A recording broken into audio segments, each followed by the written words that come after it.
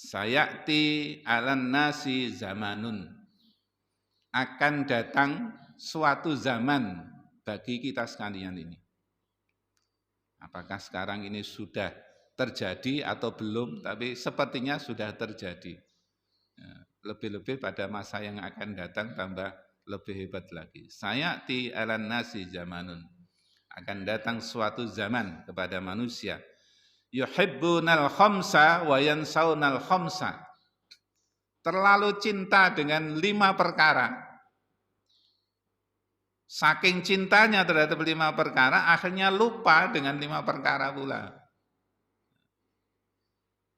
Yang pertama adalah yuhibbunad dunya, terlalu cinta dengan urusan dunia, wa yansaunal akhirah, lupa dengan urusan akhirat. Kasusnya Qarun tadi, pasukannya umat Islam, padahal perintah dari Rasulullah Muhammad SAW tentang kasus perang Uhud tadi, ya, cinta kepada dunia, lupa dengan kehidupan akhirat. Nah, kita hadirin sekalian ya boleh menikmati kehidupan dunia ini, tetapi jangan sampai melupakan kehidupan akhiratnya. Yuhibbunal hayah wa yansaunal maut, terlalu cinta kepada kehidupan, lupa kepada mati. Pada suatu saat kematian itu pasti akan datang kepada kita sekalian. Ayat yang di awal tadi kita baca menjelaskan soal itu, hadirin ya. Kullu nafsin dha'iqatul maut wa innama tuwaffawna ujurakum yaumal qiyamah faman zuhziha 'anil nar wa udkhilal jannata faqad faza wa mal hayatud dunya illa mataul ghurur. Kullu nafsin dha'iqatul maut, setiap manusia itu pasti akan mati. Nah, maka kita tidak boleh melupakan tentang datangnya kematian itu, terlalu cinta dengan urusan kehidupan. Yang ketiga, yuhibbunal qusur wa yansaunal kubur. Terlalu cinta dengan kenikmatan dunia, dengan bangunan-bangunan rumah, gedung, fasilitas yang lain yang sangat megah, kemudian lupa terhadap kubur. Bahwa akhirnya masa depan kita itu ya di kuburan itu.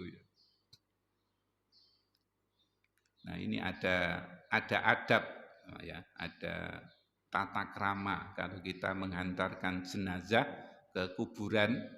Setelah dikubur mayit itu, orang-orang pada pulang, kita ini dianjurkan untuk menghadap di tempat kuburan itu, kemudian memanfaatkan 5 jari tangan kita ini untuk mengusap kuburan.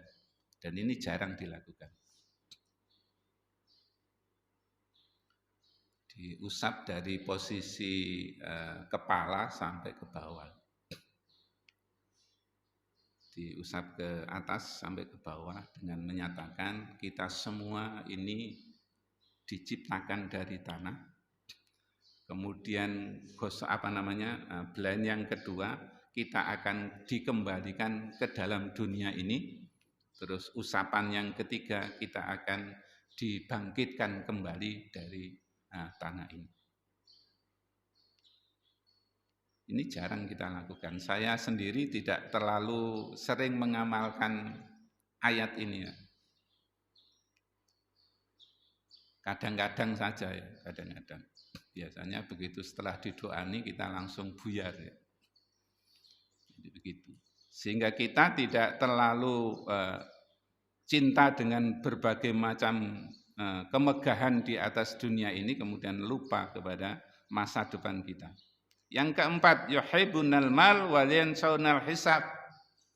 Terlalu cinta kepada harta benda, lupa bahwa harta benda itu besok semuanya akan dihisab oleh Allah Subhanahu wa taala.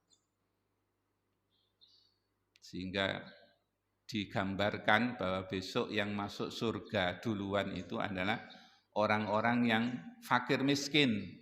Sedangkan orang-orang yang kaya masuk surganya, kalau masuk surga itu belakangan. Kenapa begitu? Karena hisabnya kan nek miskin kan tidak terlalu banyak yang dihisab katanya. Nek wong sing sugih duwike diplentengi.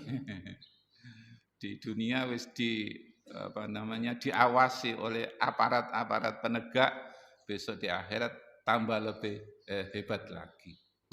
Sehingga doanya Nabi Muhammad SAW itu luar biasa. Saya tidak berani berdoa seperti doanya Kanjeng Nabi ini.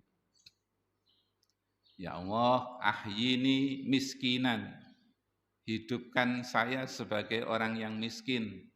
Wa amtini miskinan, dan matikan aku dalam keadaan miskin.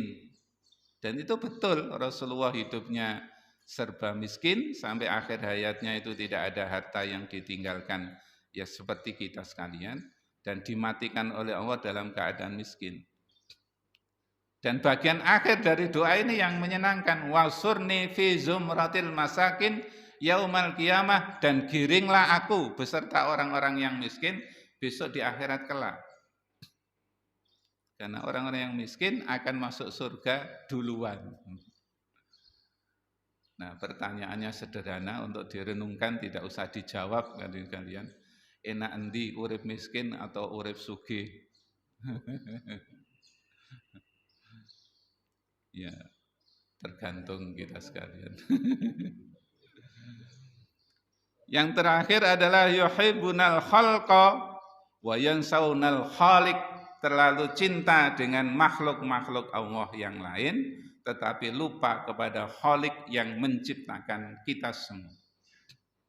Saya kira 5 bagian ini sudah sangat nyata di depan kita dan mudah-mudahan tidak terjadi pada kita sekalian. Amin ya rabbal alamin. Demikian hadirin sekalian yang bisa kita sampaikan dalam kuliah subuh kali ini.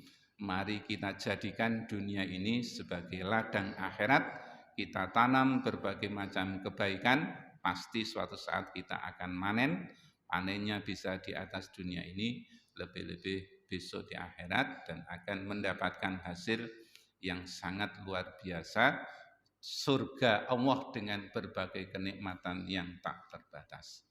Kita tutup dengan bacaan kafaratul majlis.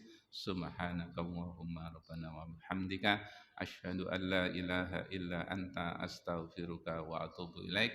Alhamdulillahi rabbil alamin. Assalamualaikum warahmatullahi wabarakatuh.